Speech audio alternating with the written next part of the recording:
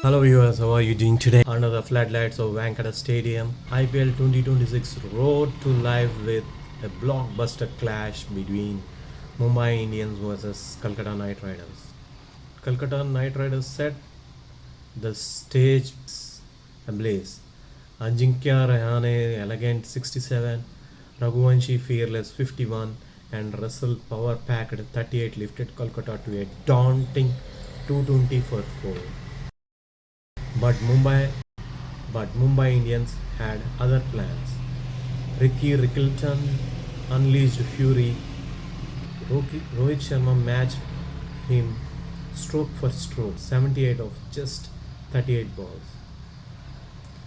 The chase was electric. Boundaries flew. The crowd erupted.